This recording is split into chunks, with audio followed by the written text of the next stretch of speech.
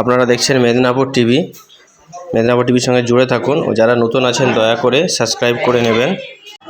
ইসালে সওয়াব শুরু হয়ে গিয়েছে। বিভিন্ন জায়গায় বিভিন্ন কলেজে প্রত্যেক মাসে মাসে তাদেরকে সংগঠনের তরফ দিয়ে চেক দেওয়া হচ্ছে, স্কলারশিপ দেওয়া হচ্ছে। তারা সম্পূর্ণ সংগঠনের খরচ থেকে তারা পড়াশোনা করে বিভিন্ন দরবারে বিভিন্ন আছে তারা পড়াশোনা করছে। আজ আপনারা দেখতে পাবেন সামান্য আর 1-1.5 বছরের মধ্যেই আপনারা দেখতে পাবেন আহলে সুন্নাতুল জামাতের পক্ষ থেকে 5টা ছেলে ডাক্তার হয়ে বিদেশ থেকে ডাক্তার হয়ে এসে বাংলার এক কোণ থেকে প্রাণ দৌড়াফেরা হবে। আজ আহলে সুন্নাতুল জামাত ওই 1 বিঘার সম্পত্তির মধ্যে সর্বপ্রথম যে ভিক্ষা দিতে চলেছে সেই ভিক্ষা হচ্ছে মাতৃসদন। মাতৃসদনটাই কি হবে আপনারা জানেন।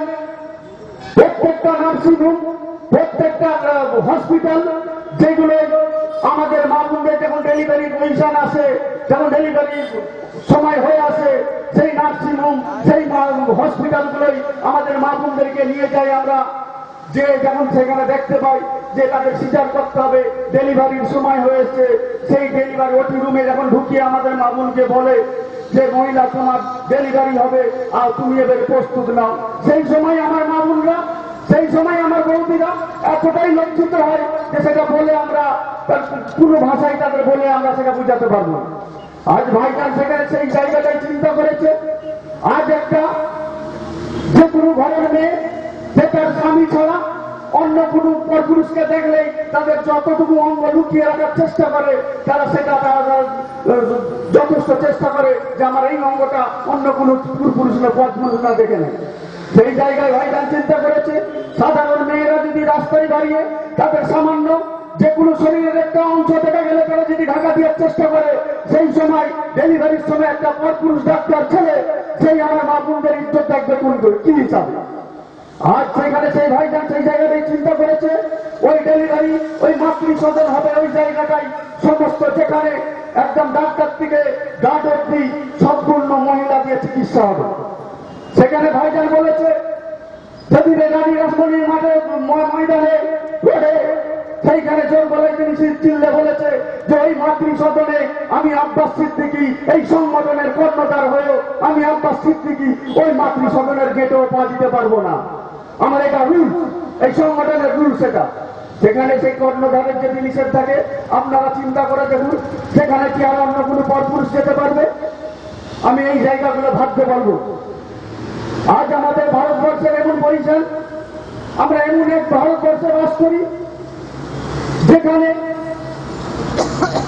অন্যান্য ধর্মগুরুরা উলঙ্গালেন গায়ে ওপেন রাস্তা থেকে মাঝপথ থেকে স্কুল যাওয়ার সময় স্কুলে আমার ছোট ছোট বোনগুলো স্কুলে বাজার হাটে আমার মা বোনরা যায়, সেই সময় অন্যান্য ধর্মগুরুরা তারা উলঙ্গালেন গায়ে রাজপথ থেকে হেঁটে বেড়ায়। সেখানে কতটা লজ্জার বিষয়। আজ সেই জায়গাটায় দাঁড়িয়ে সেইখানে তাদের সেই সময়টা তাদের চোখে লজ্জা লাগে না, তাদের কিছু হয় না। আর মুসলমানদের মেয়েরা বোরকা পরে বেড়ায়, সেটাই দোষ। এই তো আমার ভারতবর্ষ। আজ আমরা এমন একটা ভারতবর্ষে বাস করি যে জায়গায় দিল্লির পার্লামেন্ট থেকে আমাদের নরেন্দ্র মোদী দেখতে পেয়ে যে পশ্চিমবাংলায় ভিড়ের ভিতরে বস আছে, মাংস আছে। আজ কাশ্মীরে অত ঘেরাটোপের মধ্যে সেখানে অতগুলো বিস্ফোরণ নিয়ে ঢুকে গেল, সেখানে কই দেখতে পেল না। আজ এমন একটা ভারতবর্ষে আমরা বাস করি যেখানে কদিন আগে আপনারা সোশ্যাল মিডিয়ার মাধ্যমে দেখেছেন হায়দ্রাবাদে প্রিয়াঙ্কা রেড্ডি বলে একটা ডক্টর মহিলা, সেনাকে কিছু হিংসুক 2 জানুয়ারি 4টে কুকুর মিলে তার ওপেন রাস্তায় ফেলে তাকে রেপ করেছে। রেপ করেও সেখানে থেমে থাকেনি তারা সেখানে তাকে তেল দিয়ে পেট্রোল দিয়ে তারা তাকে রাস্তায় ওপেন জেলে মেরে দিয়েছে।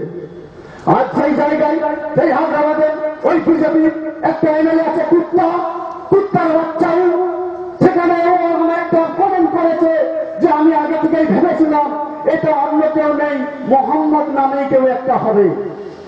আমরা সেখানে খবর নিয়ে দেখেছি, সোশ্যাল মাধ্যমে মিডিয়ার মাধ্যমে দেখেছি দেখেছি যে হ্যাঁ মুসলমানদের কেউ একজন আছে।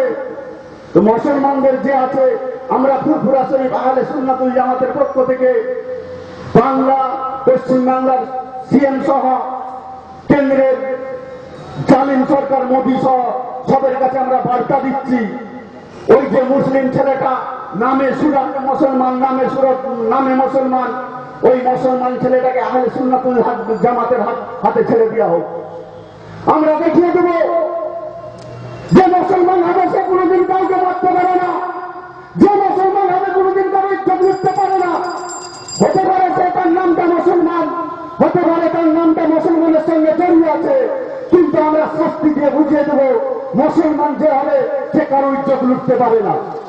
আমি ওই কুত্তার বাচ্চা এমএলএটাকে বলবো, কাশ্মীরে মন্দিরেতে 80 টাকা যে মন্দিরের ভিতরে রেপ করেছিল সেই ব্যক্তিগুলো কে ছিল, তাদের কি কারো নাম মোহাম্মদের সঙ্গে জড়িত ছিল? এই বিষয়টা ভাবতে বলবো। ইউটিউবে পূজাবেলা নিয়ে তাকে ভুলটাকে যে আমার রেপ করলো, তাদের নাম কি কেউ মোহাম্মদের মধ্যে জড়িয়েছিল? তখন তো করে এই কথাটা তাদের মধ্যে বাড়ায়নি। এরা আসলে রেপ যারা করে তাদের বিরুদ্ধে নেই, তাদের পক্ষেই। কেন এদের বহু রতি মহরতি নেতাদেরকে দেখা গেছে, তারা বহু মেয়েদেরকে নিয়ে বহু বাসকে বহু রেস্টুরেন্টে তারা আনন্দ ফুর্তি করছে, আমরা বহু সোশ্যাল মিডিয়ার মাধ্যমে দেখেছি। এদের উদ্দেশ্য কিছু নয়, এদের উদ্দেশ্য একটাই, এদের উদ্দেশ্য হলো এইটাই, মুসলমান মারা এদের উদ্দেশ্য নয়, হিন্দুকে মারা উদ্দেশ্য নয়, এদের উদ্দেশ্য হলো একটাই, এরা আগামী দিনেও এর আগে ব্রিটিশদের দালালি করেছিল, এখনো সেই ব্রিটিশদের দালালি করে চলছে। সেই ব্রিটিশদেরকে ওই নরেন্দ্র মোদীর বাড়ি যেখানে গুজরাট, সেই গুজরাট দিয়ে যখন ব্রিটিশরা ঢুকেছিল আমার ভারতবর্ষে, সেই গুজরাটের রাস্তা দিয়ে ঢুকেছিল। তো আবার এরা সেই চেষ্টা করছে গুজরাট দিয়ে সেই ব্রিটিশদের দালালগুলোকে, ব্রিটিশদের মেলাগুলোকে এরা আবার ঢুকাবে। এদের উদ্দেশ্য এটাই, যারা আমার ভারতবর্ষকে আবার দুটুকরো করতে চলেছে। এদের উদ্দেশ্য এটাই যে আমার ভারতবর্ষে এরা মুসলিম হিন্দুর যে ভাতৃত্ব সম্প্রীতির বাংলা, এটা মুসলিম হিন্দুর যে ভাতৃত্ব বজায় রেখেছে, এরা সেই মুসলিম হিন্দুর ভাতৃত্বটাকে নষ্ট করতে চলেছে। আমরা এই জায়গায় দাঁড়িয়ে বলবো, আমরা বিভিন্ন সোশ্যাল মিডিয়ার মাধ্যমে আপনারা দেখেছেন, আমাদের কাছে আমাদের সংগঠনের কিছু ছেলে প্রশ্ন তুলে দিয়েছিল যে ভাই আপনারা তো আপনাদের সংগঠনের তরফ দিয়ে, আমাদের সংগঠনের তরফ দিয়ে বহু বিষয়ে আন্দোলন করছেন, বহু কিছু দেখতে পাচ্ছি, তো এই যে একটা স্লোগান দিয়ে আমাদের সারা দেশ জুড়ে, ভারতবর্ষ জুড়ে আমাদেরকে যে একটা সন্ত্রাসী করছে, বিভিন্ন জায়গায় রাস্তাঘাটে আমাদের সব মুসলিম ছেলেদেরকে ধরে ধরে মারছে, আপনারা এই বিষয়ে কিছু বলেননি কেন? আমরা সেই জায়গায় বলেছিলাম ভাই আমরা বলতে পারিনি এরকম টাকা নয়, আমাদেরকে আল্লাহ জবান দিয়েছে, আমরা মারতে পারিনি এটা তা নয়, আমাদেরকে হাত দিয়েছে, আমরা কিছু বলতে পারিনি এটা তা নয়, আমাদেরকে সেই সহ্য ক্ষমতা আল্লাহ দিয়েছে। আমরা এই জন্যই বলিনি আমাদের আশেপাশে এই বাংলার বুকে হিন্দু মুসলিমের যে ভাতৃত্ব বজায় রেখে রয়েছে, আমরা যে রেখে চলেছি, আমরা এই জন্যই কিছু বলিনি। ওই ধর্ম ব্যবসায়ীরা আমাদের হিন্দু ভাইদেরকে তাদের মেমোরিটা যে অস করে রেখেছে, তাদেরকে যে ভুল বুঝিয়ে রেখেছে, আমরা যদি এমন কিছু বলতে যাই, আমাদের যে ভালোবাসার বন্ধনের দড়িটা, আমাদের যে ভালোবাসার বন্ধনের দড়িটা, সেই সুতোটা না ছিঁড়ে যায়। কেন? তাদেরকে ইতিপূর্বে দীর্ঘদিন ধরে ভুল বুঝিয়ে রেখেছে। আমরা এই জন্যই তাদেরকে কিছু বলতে পারিনি। তবে একদিন সময় আসবে আমরা আমাদের ভাইদেরকে বুঝাবো যে তোমাদেরকে তোমরা ভাই দেখো, আমাদের একটা মহৎ গ্রন্থ আছে, সেটা হচ্ছে আল কোরআন। আমাদেরকে বিশ্বের দরবারে প্রত্যেকটা মুসলমানকে বলে দিয়েছে, ওই কোরআন বলে দিয়েছে একরা একরা একরা, তোমরা কোরআন পড়ো। আর ভাই তোমাদেরকে বলতে বলবো, তোমাদের যে ধর্মগ্রন্থ আছে তোমাদেরকে কেন পড়তে দেয়নি? তোমরা এটা ভেবে দেখবে, আমাদেরকে আমাদের ধর্মগুরুরা যেরকম পড়ার কথা বলেছে, যেরকম পড়তে বলে আমরা সেরকম পড়ি। তাই আপনাদেরকে আমি অনুরোধ করবো, আপনারা আপনাদের ধর্মগুরুটা পড়বেন, কোনটা ঠিক কোনটা ভুল সেটা আপনারা বুঝতে পারবেন। আজ আপনারা জানেন এই নলেজ সিটি দিয়ে দীর্ঘদিন ধরে প্রত্যেকটা জায়গায় বিভিন্ন সময় এই নলেজ সিটি থেকে চাপার চেষ্টা করছে। আপনারা জানেন কালকে আমরা হলিডে প্রোগ্রামে গিয়েছিলাম। হ্যাঁ, একদম ওপেন রোডে, সারে ওপেন রোডের উপরে আমাদের থানা নেতৃত্বরা প্রোগ্রাম থেকে সেটেল করেছিল। আমরা যখন যে এখান থেকে গাড়ি থেকে নামলাম, সেখানে সিভিল যে পুলিশ ছিলেন সেইখানে আমাদেরকে বললো, ভাই এখানে প্রোগ্রাম হবে না, যেহেতু এটা পারমিশন, 10-15 মিনিটের মধ্যে আপনারা প্রোগ্রামটা শেষ করবেন। তারপরে ওসি সাহেবের অনুমতি নিয়ে আমরা ওই ওপেন রোডের উপরে প্রোগ্রাম করে এসেছি। আজ সেই জায়গায় দাঁড়িয়ে বলবো, আপনাদেরকে বলে যাচ্ছি, আজ অব্দি এই বাংলার জমিনে কোন রাজনীতি দল, কোন অরাজনৈতিক সংগঠন এটা করে দেখাতে পারেনি যে 100 বিঘা সম্পত্তির উপরে এতই 3 বছর 3 মাসের মধ্যে এরকম কিছু একটা প্রজেক্ট করে দেখাতে পেরেছে। এরকম কেউ চিন্তাধারাও আগে কেউ নেয়নি। আজ সর্বদাই আমরা সেখানে দাঁড়িয়ে একটা কথা চিন্তা করছি যে আগামী দিন আমাদেরকে যদি এই 3 বছর 3 মাসের সংগঠনে এই 3 বছর 3 মাসের গাছে যদি এতটাই ফল দেয়, আমরা যদি আর 8-10টা বছর ধরে রাখি, আল্লাহ পাক কি না আরো ফল দেবে। তাই আপনাদেরকে অনুরোধ করব, আপনারা দলে দলে জাতি নর্গ নির্বিশেষে আপনারা দলে দলে আহলে সুন্নাতুল জামাতের হাতটাকে শক্ত করুন, 21শে অজ্ঞানটাকে সফল করুন। 8ই ডিসেম্বর আপনারা যান, যে দেখে আসেন। ওখানে শুধু মুসলিমদের বলে কিছু নয়, ওখানে সে হিন্দু হোক, খ্রিস্টান হোক, দলিত হোক, আদিবাসী হোক, সব জাতেরই তারা মা হলে তারা মাই হয়, তারা অন্য কেউ নয়। কেন তারা মা হয়? জন্মের সৃষ্টির প্রথমে যেনাকে মানুষ রূপে আল্লাহ পাক রূপণ করেছিলেন, পৃথিবীর বুকে পাঠিয়েছিলেন, সেটা হচ্ছে আব্বা আদম, মা হাওয়া। তার থেকেই আস্তে আস্তে আমরা এতটা বিস্তার লাভ করেছি, সমাজে এত লোক হয়েছি। তাই আমরা সেখানে কোনো জাতপাত দেখবো না, সেখানে বিভিন্ন জাতের মানুষ যাবে, সেখানে প্রত্যেকটা জাতের মানুষ যাবে। যার শিক্ষার প্রয়োজন সে শিক্ষা নেবে, যার স্বাস্থ্যের প্রয়োজন সে স্বাস্থ্য নেবে। সেখানে আপনারা যাবেন। আমার উপর নেতৃত্ব আছেন এখানে, উনি আরো ভালো করে বুঝিয়ে বলতে পারবেন। আমি এখানে আমার বক্তব্য শেষ করলাম। আসসালামু আলাইকুম। করে দিয়েছেন এমন একটা সংগঠন, এই সংগঠনের মধ্যে কোনো ডুপ্লিকেট নেই, এই সংগঠনের মধ্যে কোনো পেজ নেই, এই সংগঠনের মধ্যে ধাপ্পা নেই। এই সংগঠন আপনারা আমাদের মনে মাথার তাজ আব্বাস সিদ্দিকী ভাই যারা আছে থাকবে। আপনার চলুন, আপনাদেরকে আমি হাসতে হাসতে বলে যাচ্ছি, অনুরোধ করে বলে যাচ্ছি, আপনার বিপদে আমাদের আমরা আছি, থাকবো। আপনার কোনো কিছু অসুবিধা হয়, মতিন ভাইকে ফোন করুন, কায়েম ভাইকে ফোন করুন, আলম ভাইকে ফোন করুন।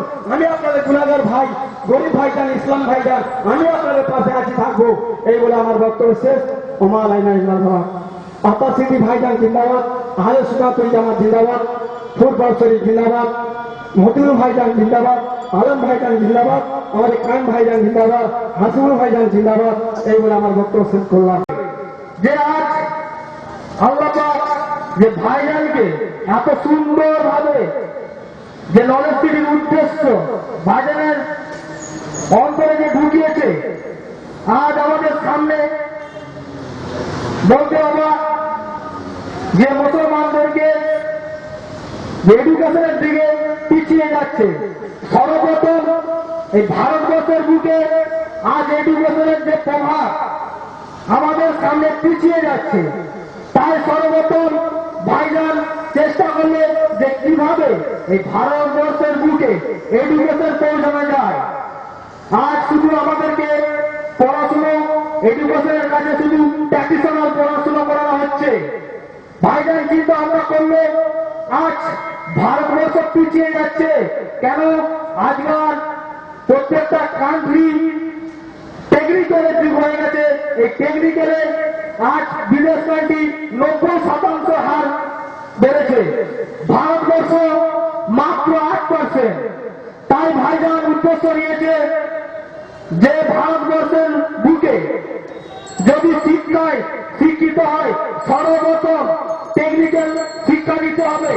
তাই ভাইজানের উদ্দেশ্য যে আজ প্রত্যেকটা যাদের 90% নাম্বার হবে তাদেরকে এডুকেশন শিক্ষা দিতে হবে, সাথে সাথে টেকনিক্যাল শিক্ষা দিতে হবে। আজ কম্পিউটারের মাধ্যমে ভারতবর্ষে পিছিয়ে যাচ্ছে। তাই ভাইজান চিন্তা ভাবনা করলো যে এই কম্পিউটারটা নিয়ে এগিয়ে যাওয়া। তাই আপনাদের কাছে বার্তা, আপনারা এই নলেজ সিটির মধ্যে আমাদের যে ছোট থেকেই আমাদের এই এডুকেশন শিক্ষা এবং সাথে টেকনিক্যাল শিক্ষাটা বেশি পরিমাণে করা হবে। আজ এই অল্প বয়স থেকে যদি ভারতবর্ষে হাল করা যায়, টেকনিক্যালটা আমাদের খুবই প্রয়োজন। কেন ভারতবর্ষে ট্র্যাডিশনাল পরে দেখা যাচ্ছে বেকারের সংখ্যা বেড়ে যাচ্ছে। তাই আমাদের সামনে এই পীর আবু বকর সিদ্দিক রহমাতুল্লাহ আলাইহির যে নলেজ সিটি স্থাপনে সর্বপ্রথম ভাইজান উদ্দেশ্য নিয়েছে যে মাতৃসদন, তার সাথে সাথে শিক্ষার ভাগটা বেশি পরিমাণে করছে। কেন আমাদের ভারতবর্ষের বুকে নতুন একটা পরিকল্পনা যে নলেজ সিটি যখন এই সূচনা শুরু হবে, প্রত্যেকটা যুবক এবং এই অল্প বয়সের ছেলেদের মাথায় একটা এডুকেশন শিক্ষা বাড়বে। আজ নতুন সূচনা যে নলেজ সিটি, এই নলেজ সিটি যখনই হবে প্রত্যেকটা ঘর ঘর একটা আওয়াজ উঠবে যে ভাই বেকার হয়ে কোনো লাভ নেই, শিক্ষিত হতে হবে। তাই আপনাদের সামনে যে ফুরফুরা শরীফ যে 100 বিঘা জমির উপরে যে ভিশন নিয়েছে, এই ভিশনটা আমাদের সম্পর্কে বুঝতে হবে। আজ কত সুন্দর ভাবে দেখুন ওখানে যে পড়াশোনার মধ্যে আমাদের কি রেখেছে, যাদের মধ্যে 90% নাম্বার থাকবে তাদেরকে শিক্ষায় করে আজ তাদেরকে উকিল করানো হবে এবং ডাব্লিউবিসির অফিসার করা হবে। আরো কিছু চিন্তা ভাবনা করেছে। এই চিন্তা ভাবনা নিয়ে আজ আমাদের সামনে দীর্ঘ 3 বছর 3 মাস যে মানুষের পাশে দাঁড়িয়েছে, এই চিন্তা ভাবনা সর্বপ্রথম এই ভারতবর্ষের বুকে একটাই আওয়াজ তুলেছে পীরের আওয়াজ মৌলানা মোহাম্মদ আব্বাস সিদ্দিক আল কোরাসি ভাইজান। তাই আপনাদের কাছে বার্তা রইল, আপনারা এই নলেজ সিটিতে সবাই প্রস্তুত হয়ে থাকেন। কেন এই নলেজ সিটি আমাদের মধ্যে একটা ইতিহাস।